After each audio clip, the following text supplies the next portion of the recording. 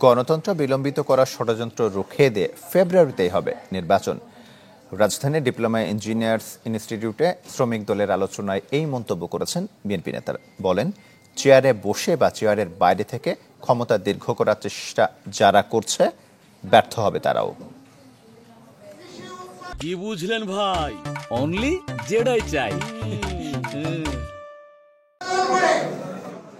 ৭ নভেম্বরের বিপ্লব ও সংহতি দিবস উপলক্ষে জাতীয়তাবাদী শ্রমিক দলের এই আলোচনায় অংশ নেন বিএনপির সিনিয়র নেতারা, যেখানে দলের স্থায়ী কমিটির সদস্য নজরুল ইসলাম খান দল যাদের মনোনয়ন দিয়েছে ঐক্যবদ্ধভাবে তাদের জন্য কাজ করার নির্দেশনা দেন নেতাকর্মীদের। আগামী দিনে বিএনপির পক্ষ থেকে যাদেরকে মনোনীত করা হবে তাদের বিজয়ী করার জন্য সবাই মিলে কাজ করতে হবে। সব জায়গায় চেষ্টা করবেন যাতে করে আগামী নির্বাচনে ধানের শীষের প্রার্থীরা বিজয়ী হয়।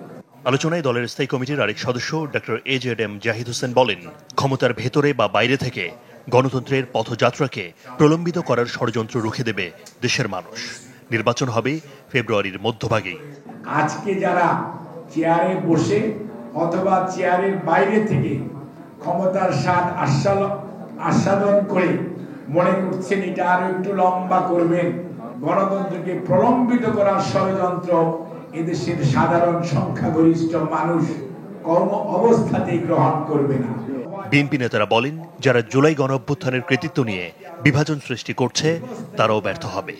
তারা বুকার স্বর্গে বাস করছে। আদ্দিন সজীব, চ্যানেল 24, ঢাকা।